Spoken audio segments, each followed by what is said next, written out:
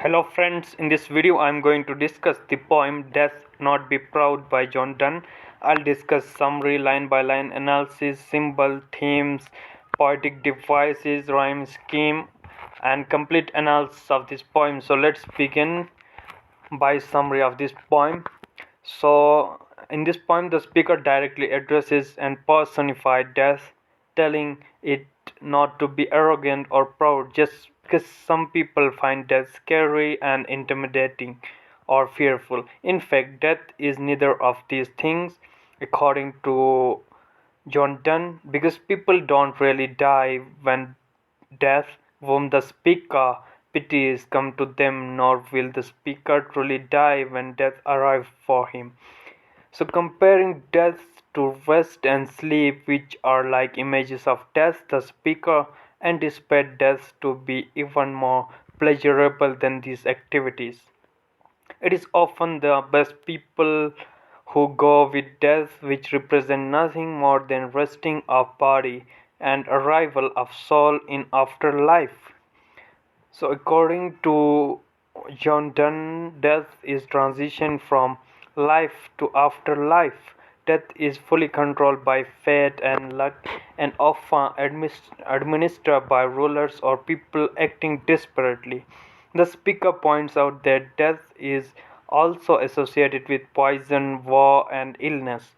Drugs and magic spells are more effective than death when it comes to rest. With all this in mind, what possible reason could death have for being so puffed up with pride? He asked. And death is nothing but a mere sleep in between people's earthly living and eternal afterlife in which death can visit them no more. It is instead death or certain idea of death as something to be scared of, and that is going to die.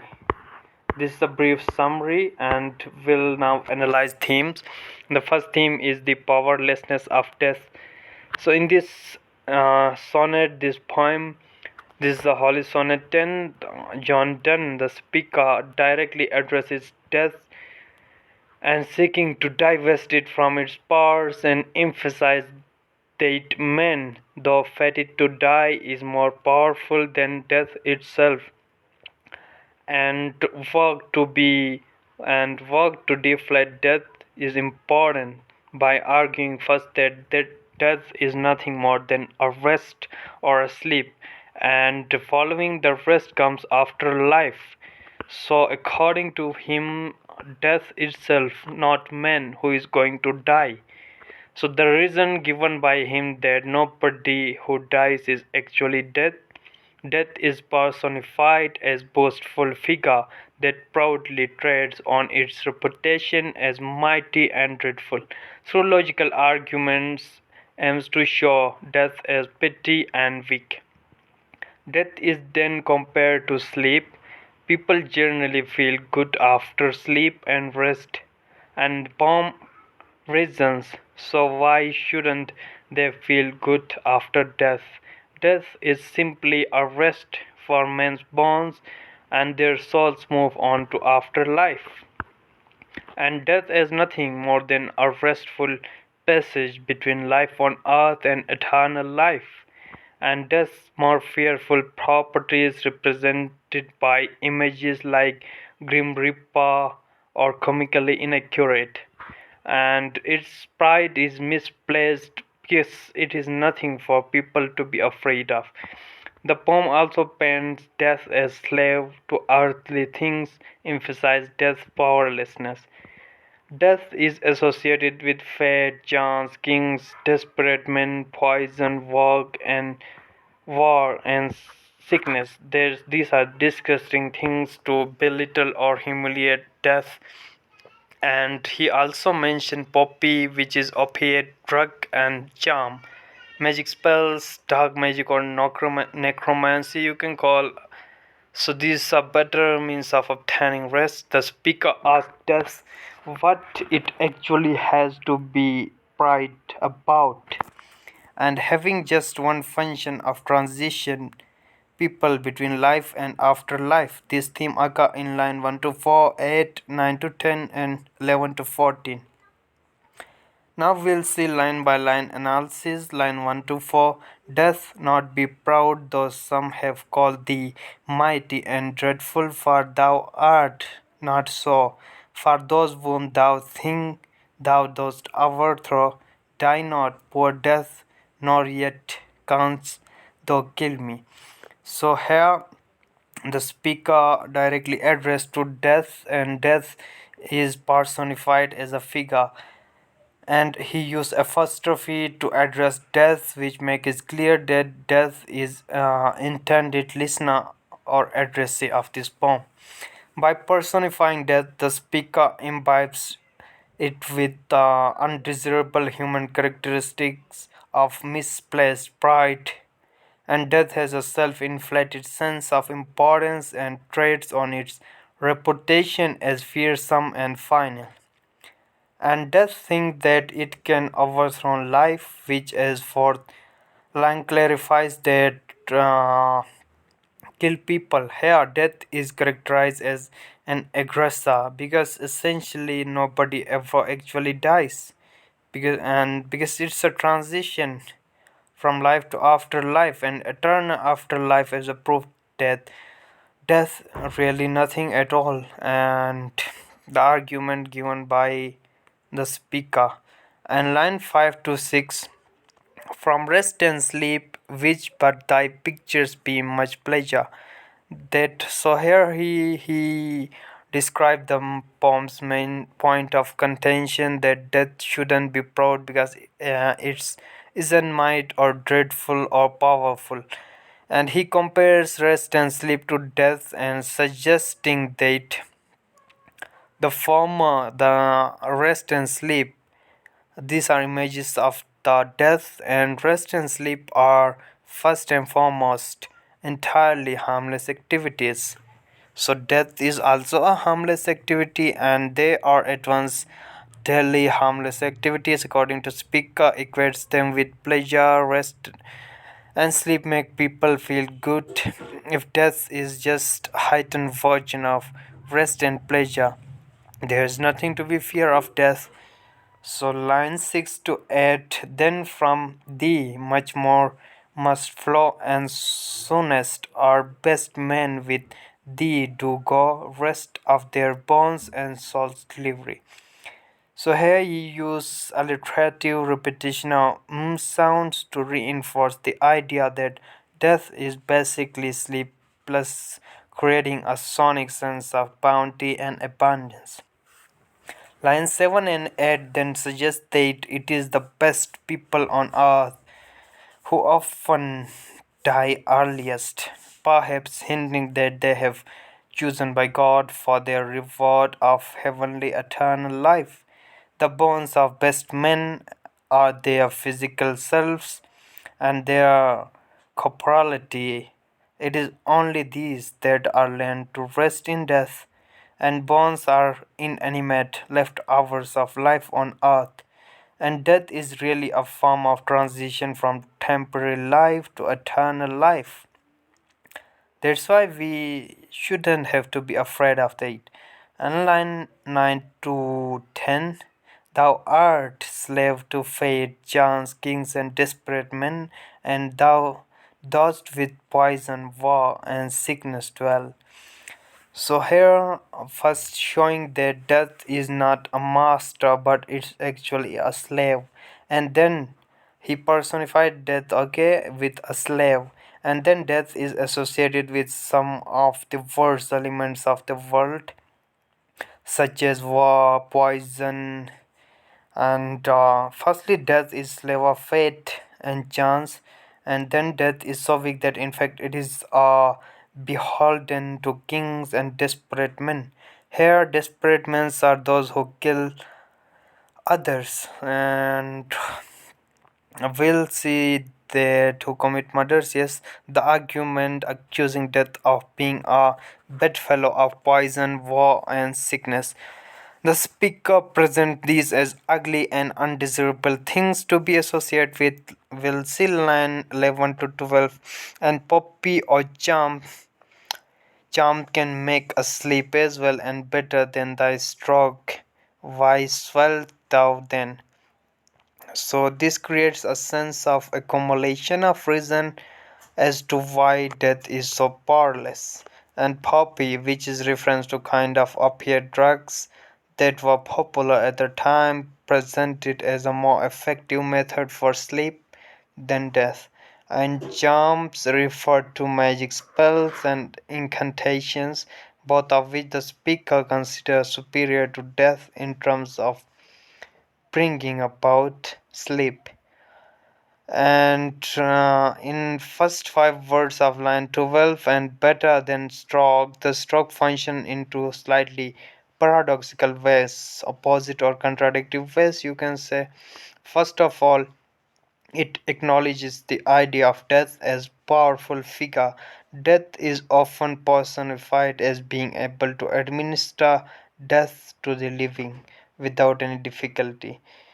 Line 13 to 14 one short sleep past, we wake eternally, death shall no more, death thou shalt die.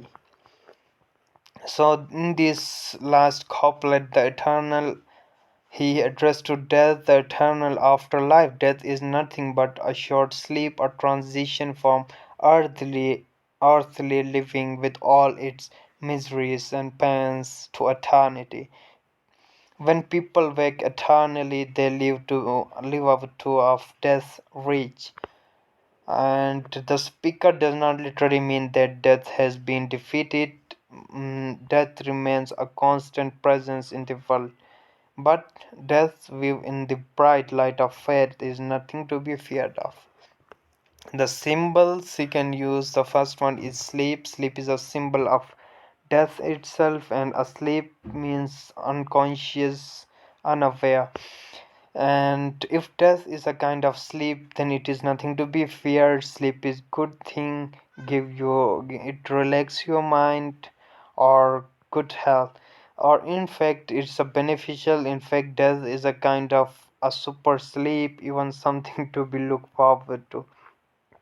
The kind of sleep that death represent is not a permanent one. And here transition from earthly dreaming to afterlife, he emphasized this idea again and again, and a journal symbol for ultimate harmlessness of death. It occurs in line 5, 8 and 11.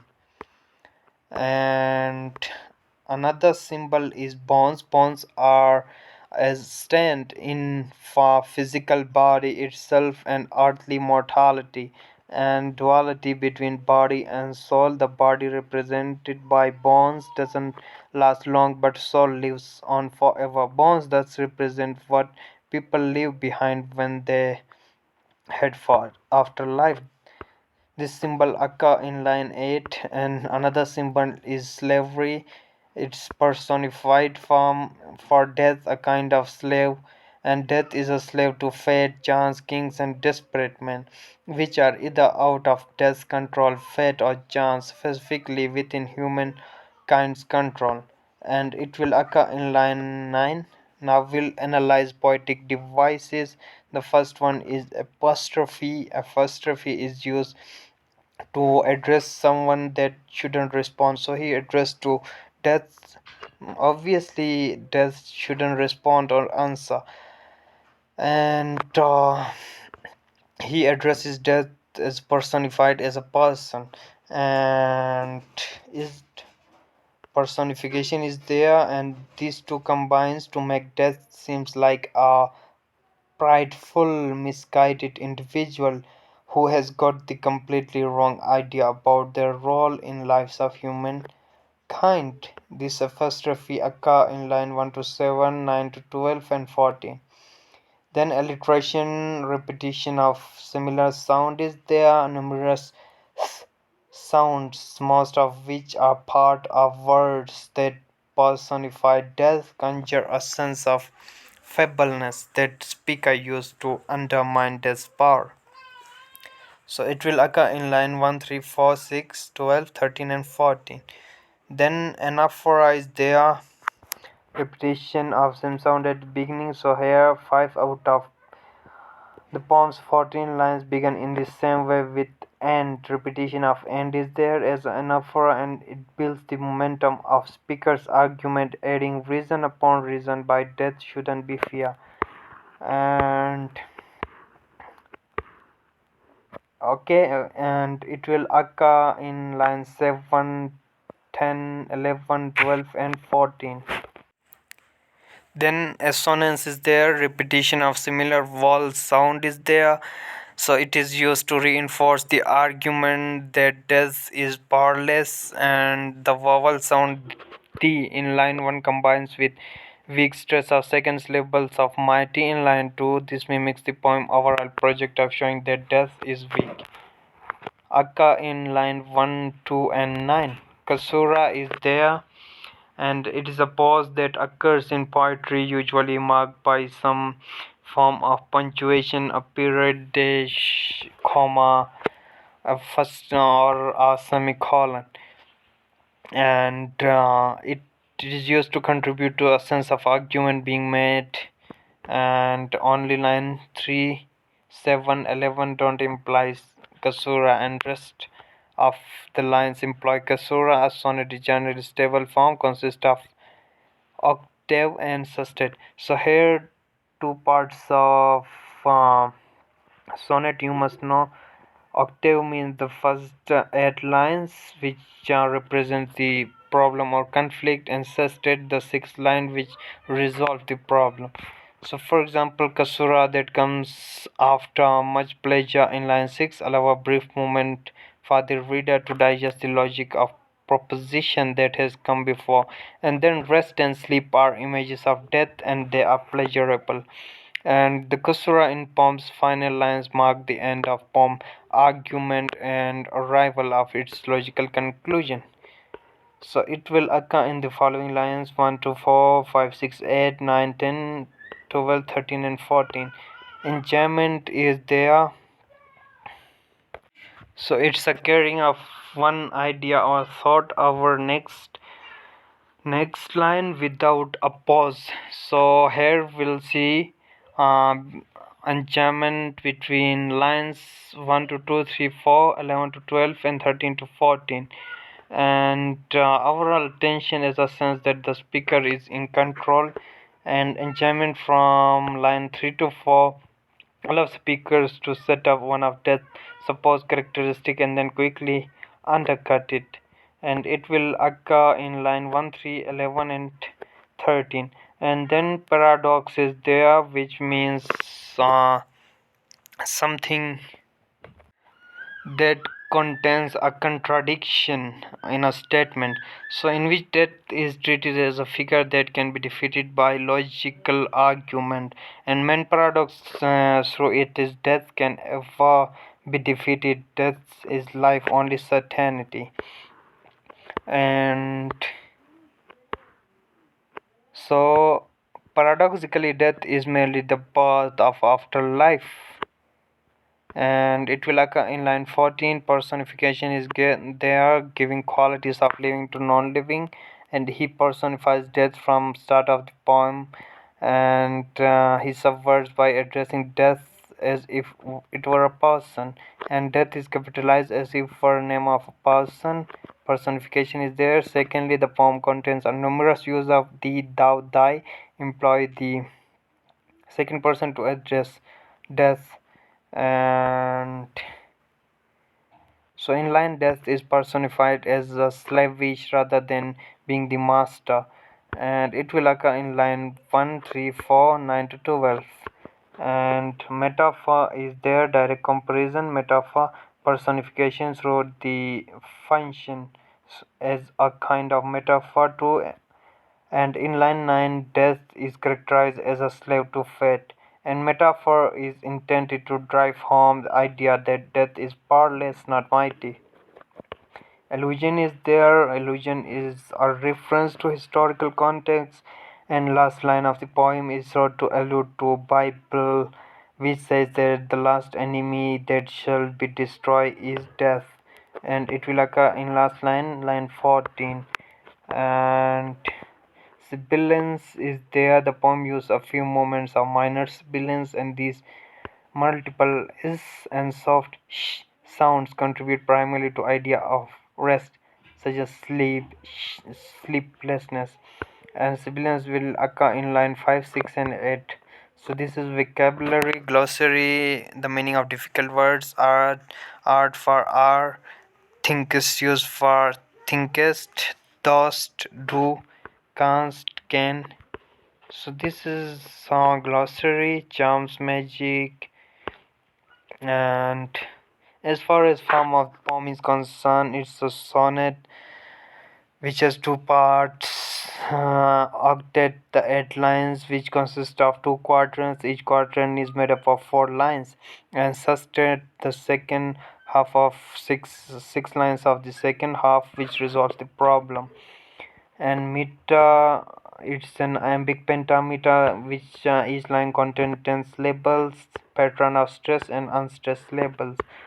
And a rhyming scheme: A B B A A B B A. And sustate, the rhyming scheme of sustate is C D D C E E. And the speaker anonymous. And setting 17th century Europe, England. So this is all. These are further resources that you can consult. The notes are in the description. Thank you for watching.